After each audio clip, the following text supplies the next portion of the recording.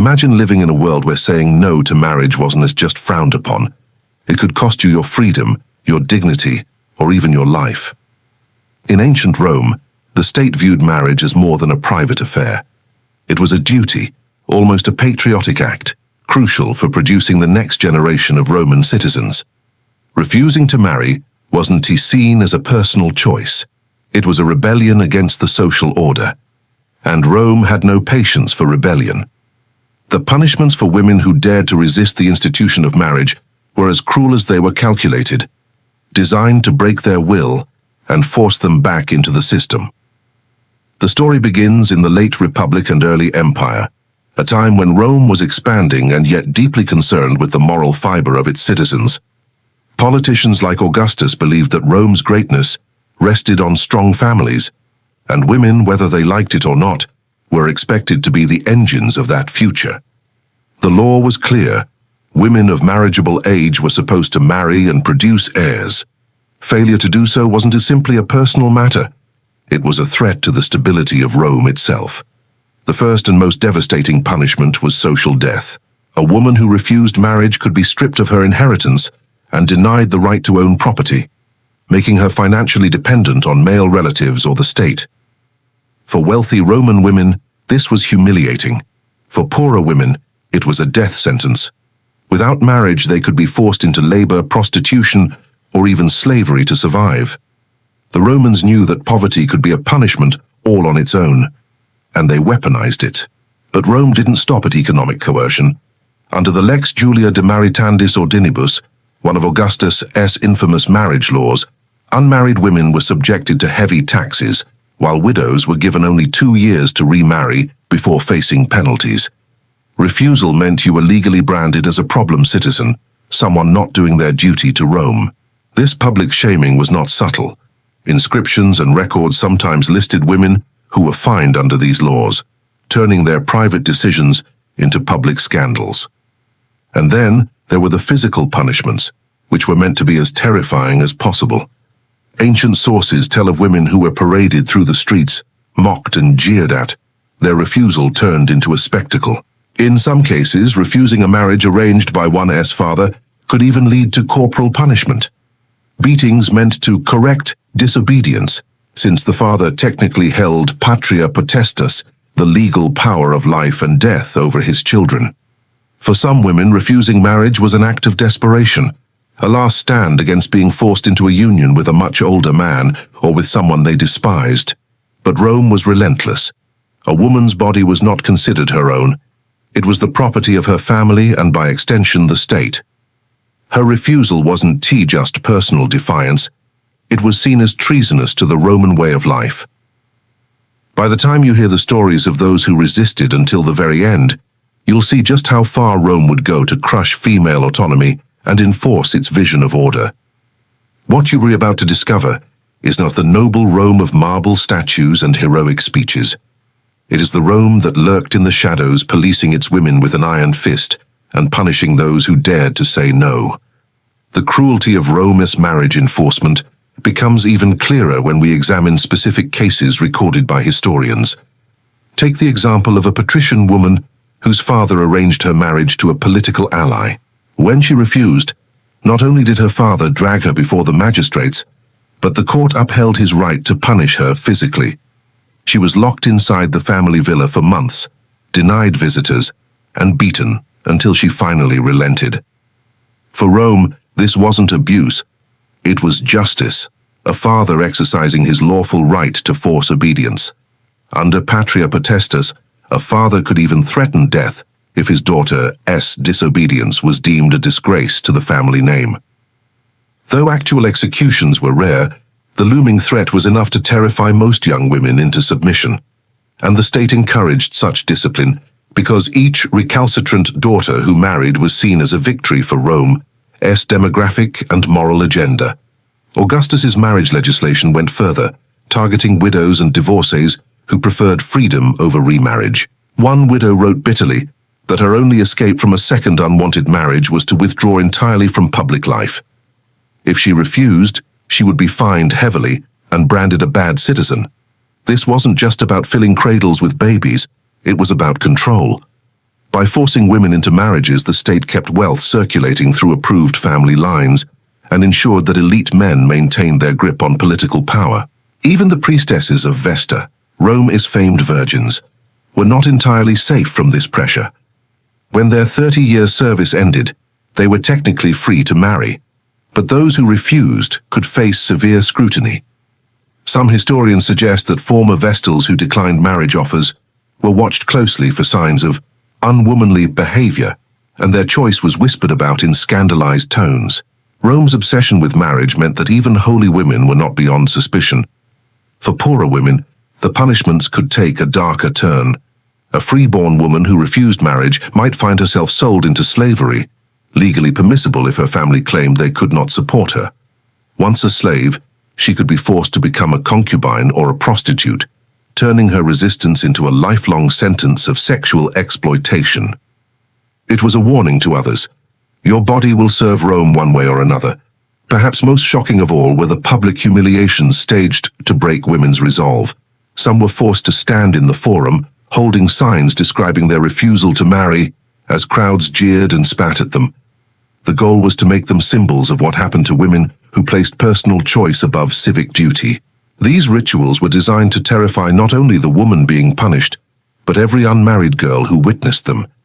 Even myth and religion were used as tools of enforcement. Romans told cautionary tales of heroines who were cursed by the gods for rejecting marriage or spurned suitors. Stories of women like the Sabines, abducted and forced into marriage, were retold to normalize the idea that women's resistance was something to be conquered, not respected. Every play, every myth, every moralizing speech reminded women that their highest duty was to marry and bear children for Rome. By the height of the empire, this cultural conditioning was so powerful that many women simply stopped resisting. Those who dared were remembered not as tragic figures, but as cautionary examples. The women who tried to defy Rome and lost everything. And yet, there were a few who stood firm to the bitter end. Their stories, and the punishments they suffered, show us just how far Rome would go to bend women to its will. Some of the most harrowing punishments were not violent at first glance. They were slow, psychological, and relentless. A woman who refused marriage could have her dowry confiscated by her own family, effectively leaving her penniless. In a society where women could not easily own property or earn wealth independently, this meant she would be entirely dependent on others for survival. Many were forced to live under the mercy of relatives who resented them, subjected daily to ridicule, insults, and pressure, until they finally agreed to wed. Exile was another punishment that Rome wielded like a blade. If a woman's defiance was seen as scandalous enough, for instance, if she publicly humiliated her suitor or challenged her father's authority, she could be banished from the city. Imagine being sent away from the heart of Roman life, stripped of status, friends, and safety, to live in some remote countryside villa, or worse, in a foreign province, where she was isolated and forgotten. To a Roman aristocrat, this was a living death. But for some, the punishment was far crueler. Historical accounts suggest that women could be confined to the family home and intentionally starved, not to the point of immediate death, but enough to weaken the body and mind, breaking the spirit over time. This was punishment as ritual humiliation, a message that the family's honor mattered more than the woman's life. Only once she relented and agreed to marry would she be allowed food, freedom, and dignity. This practice eerily mirrored the treatment of Vestal virgins who broke their vow of chastity. These priestesses were buried alive as a form of execution, their punishment meant to cleanse Rome of their crime. While ordinary women were not typically executed for refusing marriage, the symbolism was clear. Disobedience meant social death, and in some cases near physical death. Even Rome's legal system favored such cruelty. The Lex Julia, a set of laws introduced by Augustus, penalized celibacy with heavy taxes. Wealthy unmarried women could find themselves financially ruined, as the state claimed portions of their inheritance to redistribute to those who obeyed marriage laws. This was not just punishment, it was economic warfare designed to force women into compliance. For women of the lower classes, the state could simply assign them to men against their will. Roman authorities justified this as protecting poor women by ensuring they had a provider. In reality, it was state-sanctioned coercion. Refusal could lead to flogging or being publicly paraded as a warning to others. The most shocking punishments were reserved for women of high status because their refusal carried greater symbolic weight. A noblewoman who spurned a politically advantageous marriage could threaten entire alliances between powerful families. In such cases, her punishment might be performed in public. She could be stripped of her fine clothing, paraded barefoot through the streets and mocked by the crowds. The act was staged to turn her into an example, a living spectacle of what happened when women tried to assert autonomy over their own bodies. Some historians believe that in extreme cases, women were even forced into ritual marriages with slaves or men of very low status as a final humiliation, destroying their social standing forever. This ensured that even if they later married, they could never regain full respectability. By the time the ordeal was over, most women had been psychologically shattered, their defiance erased. Rome's message was loud and clear. Marriage was not just a personal choice. It was a duty to the state, and refusing it meant war with Rome itself. The brutality only intensified when women refused to submit, even after repeated punishments. Rome thrived on spectacle, and a woman who defied the state became a spectacle herself. Her body and her reputation turned into tools of propaganda. There are accounts of women dragged to the Forum, the very center of Roman public life, and forced to stand trial before the crowd. This wasn't a legal proceeding in the modern sense. It was a ritual humiliation designed to strip away her dignity. The magistrates might read aloud the charges: disobedience, dishonoring her family, violating Roman virtue. Then, before the watching masses, she would be forced to kneel, her hair cut short, a sign of shame, and sometimes her clothing torn. Crowds jeered as the woman was sentenced. The punishment might be a fine so ruinous her family could never recover, or a forced marriage carried out immediately, with no time to resist. The psychological weight of such a public shaming was devastating. Some cases went even further. Roman writers mention women being flogged in public squares, their backs lashed until they bled, a practice more commonly associated with slaves and criminals. To be subjected to it as a free Roman woman was almost unthinkable, yet it served as a powerful deterrent. And then there were the executions. These were rare, but they happened. In situations where a woman's refusal was tied to political rebellion, for instance, if she refused to marry someone chosen by the emperor himself, her punishment could end in death.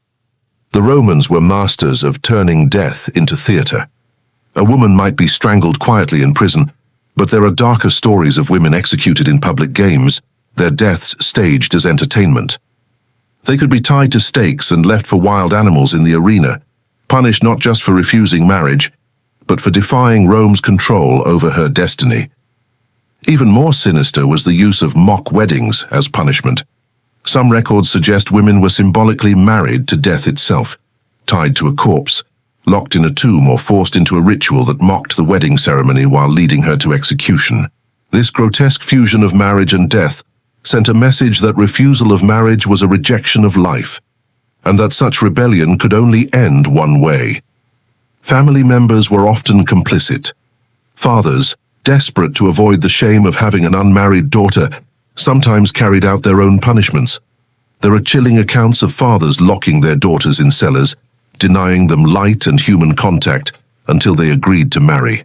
Others resorted to poisoning their own daughters rather than allow them to remain unmarried, a twisted attempt to preserve family honor. The tragedy was that women who held out until the end rarely became heroes. Unlike famous male rebels who were remembered as martyrs, these women were erased from the historical record. Their names were stricken, their memory damned. This was Rome's final punishment, not just to destroy the woman's body, but to obliterate her legacy, leaving nothing but a cautionary tale whispered in fear. By this point in history, the message was unmistakable.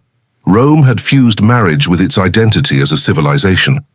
A woman who refused to marry was seen not just as stubborn, but as dangerous, an enemy of the state, capable of unraveling the social order. Her punishment was not merely personal but political, meant to keep every other woman in line. If the punishments of flesh were terrifying, The punishments of the mind were even more insidious. Rome understood that fear was most powerful when it lived inside you, when it made you police yourself. Women were taught from childhood that refusing marriage would invite not just social ruin but divine wrath. Priests declared that the gods themselves demanded women marry and bear children for the glory of Rome. A woman who refused was told she risked angering Juno, the goddess of marriage, and might be cursed with disease, infertility, or madness.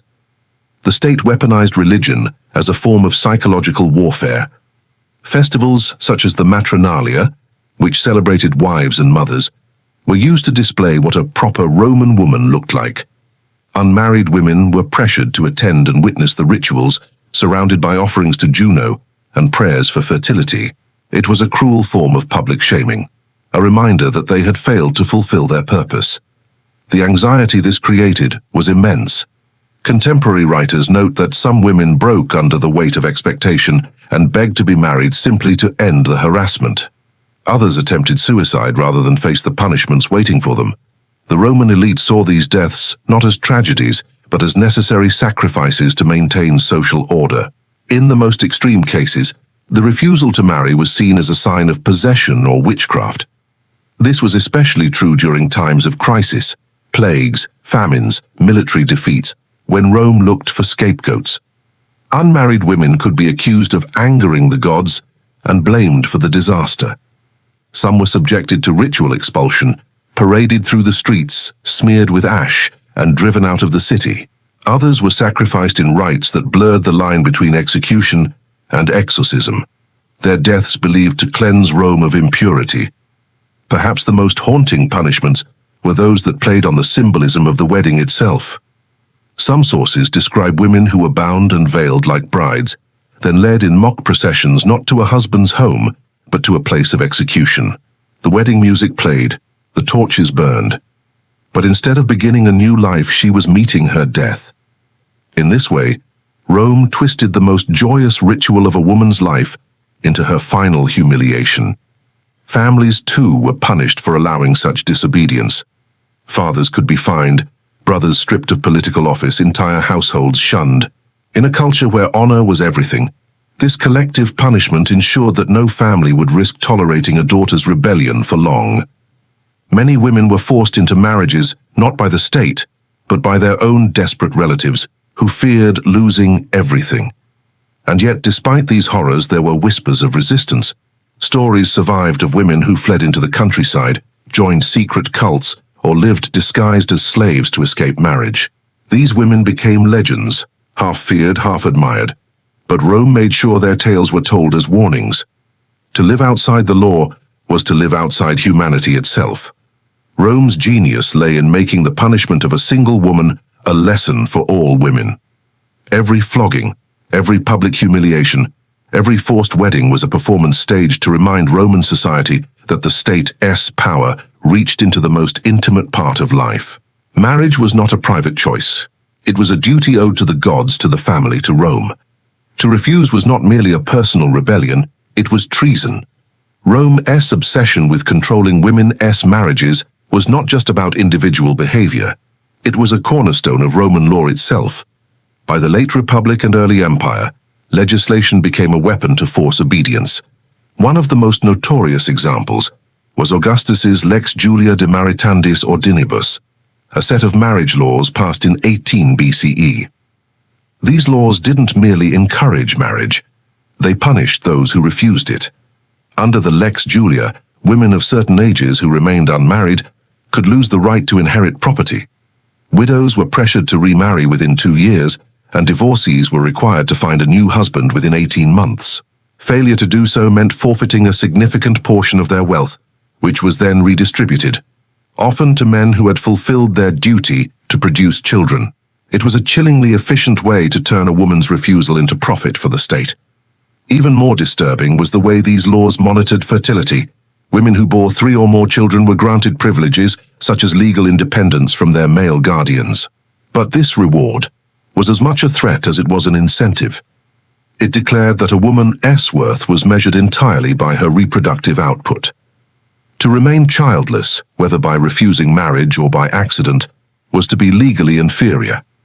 Rome even created a kind of social surveillance network to enforce these rules. Neighbors, relatives, and freedmen could report on a woman who appeared to be avoiding marriage. The state thrived on gossip, turning private choices into public issues. The pressure was relentless. Every glance, every whispered comment could become evidence against an unmarried woman. This constant surveillance produced an atmosphere of paranoia. Women who wanted to remain single had to live carefully, hiding relationships or even pretending to be married to escape punishment. Some entered sham marriages, unions arranged only on paper, to satisfy the law. Others joined religious orders like the Vestal Virgins, who were exempt from marriage entirely, though the penalty for breaking their vow of chastity was death by live burial. For some, the risk of being entombed alive was still preferable to being forced into a marriage they did not want. As the empire expanded, these marriage laws became even harsher, extending their reach into the provinces. Roman officials were instructed to encourage marriage and punish those who refused, spreading the ideology of compulsory marriage across Europe, North Africa, and the Middle East. What had once been a Roman custom became an imperial mandate, enforced with the full might of the state. Over time, however, cracks began to show. The burden of these laws fell hardest on the elite, who were expected to produce heirs to maintain their family lines and serve in government. Yet many aristocrats resented being told whom they had to marry and when. Records from the later empire reveal growing resistance, with senators openly defying Augustus's laws and paying fines rather than marrying. The punishments worked, but only up to a point. When too many women and men refused to cooperate, Rome's carefully controlled social system began to wobble. In the end, the story of how Rome punished women who refused marriage is not just one of cruelty, it is one of control, of a state so obsessed with reproduction that it legislated intimacy itself. These laws, these humiliations, these executions, were all meant to keep society running like a well-oiled machine. But as we'll see in the final parts, the relentless pressure eventually backfired, creating resentment, rebellion, and even a cultural shift that helped change the fate of the Roman Empire forever. As the marriage mandates became stricter, resistance took on new and often ingenious forms. Wealthy Roman women, armed with education and social influence, began to exploit every loophole in the legal system. Some deliberately married men who were old or infirm, knowing that they would be widowed quickly and then able to claim their property. Others entered into temporary marriages that were never consummated, dissolving them after a short time to maintain control of their estates. The Romans had a term for this clever defiance, simulatio, or pretense. On the surface, these women appeared obedient to the law, but in reality they were gaming the system to remain as free as possible. This quiet rebellion infuriated lawmakers, who responded by tightening regulations and reducing the time widows had before they were required to remarry. But each time the state applied pressure, women found new ways to evade it. Among the most daring resistors were women who refused marriage altogether and instead funded their own lives through business, trade, or patronage. Roman law technically allowed women to own property if they had been emancipated from a male guardian, and some used this loophole to live independently, a scandalous act in a society that saw women as the property of fathers or husbands. The backlash against compulsory marriage was not limited to the elite. Ordinary Roman women also found subtle ways to resist. Some joined religious cults that offered a form of protection from marriage. Others deliberately made themselves unmarriageable by refusing to provide dowries or by cultivating reputations that would scare off suitors. This was a risky strategy. A woman labeled as disobedient could lose her inheritance. But for those who were desperate to avoid forced unions, it was worth the gamble.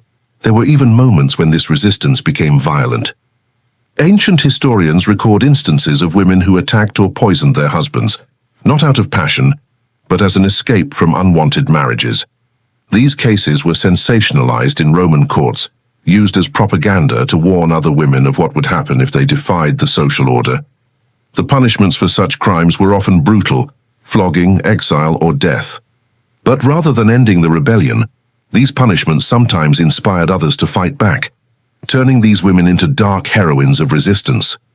philosophers of the time began to notice the growing discontent. Writers like Seneca and Juvenal commented bitterly on the new Roman woman, who dared to live independently, mocking her as a sign of moral decay. But their very outrage is proof that women were changing the system from within, challenging centuries of tradition. By the late Empire, the state's grip had weakened. The strict laws of Augustus were gradually softened, and the penalties for remaining single were reduced. The demographic crisis that had once fueled these laws was overshadowed by greater threats, barbarian invasions, political instability, and economic collapse. As the empire struggled to survive, the obsession with policing women's private lives began to fade. Yet the cultural memory of this period remained. The fear of being forced into marriage, of losing freedom, of being punished for saying no, haunted Roman women for generations. It shaped literature, law, and even early Christian doctrine, which would inherit and transform many of these ideas about marriage, chastity, and control. In the final part, we'll uncover how these ancient struggles laid the foundation for later Western attitudes toward women, and why the Roman marriage system remains one of the most chilling examples of state control over private life. By the time the Roman Empire entered its final centuries, the obsessive policing of women's marital choices had become a shadow of its former self. The government, once so focused on monitoring every womb in the empire, was now too consumed by collapsing borders, barbarian incursions, and spiraling corruption to enforce the strict Augustan marriage codes. Yet the damage had already been done. The fear of punishment for refusing marriage had been etched deep into Roman society. For generations, Roman girls had been raised with the understanding that their lives were not their own. Marriage was not simply a social expectation, but a legal duty, enforced with economic penalties, inheritance restrictions, and social humiliation. This conditioning created an enduring culture of fear, a fear that shaped how women saw themselves and their role in the world. Even when the laws relaxed, many women continued to marry young, not because they wanted to, but because they believed refusal would bring ruin on their families. Historians often argue that Rome's desperate attempts to control women's reproduction were not merely about morality, but survival. The empire needed citizens to fill its armies, pay its taxes, and work its farms. A generation of independent, unmarried women was seen as a direct threat to Rome's future, and so the state tried to crush female autonomy at its roots. But in doing so, it left behind one of the most chilling examples of government intrusion into private life ever recorded. And the legacy didn't stop with Rome. Early Christian leaders, many of whom were educated in Roman law, adopted similar anxieties about female chastity and obedience. Church doctrine soon wove together Roman legal traditions with Christian morality, elevating marriage to a sacred duty and punishing women who defied it with public shaming or spiritual condemnation. In this way, Rome's obsession with controlling women's sexuality was passed down to medieval Europe, and in many ways its shadow still lingers today. The stories we've uncovered, of women forced to remarry against their will, of widows stripped of their property, of rebels who found clever ways to fight back, are not just tales from a distant past. They are a warning. They remind us that whenever a state gains the power to dictate the most intimate parts of our lives, freedom begins to erode. Imagine standing in the Forum, surrounded by the towering marble temples of Rome, as an official reads out your punishment for refusing a husband. Imagine knowing that your decision to remain single could cost you everything: your home, your inheritance, your dignity. For countless Roman women, this was not a nightmare but reality, and yet many of them refused to be broken. They found loopholes, they resisted quietly, and they passed on stories of defiance to their daughters. These acts of rebellion, however small, are the reason we know their struggles today. So next time you picture ancient Rome, the grand architecture, the mighty legions, the emperors in purple, remember the women whose lives were defined by a single question: will you marry? For them, saying no was not simply an act of choice, it was an act of courage. And it was a courage Rome tried and failed to crush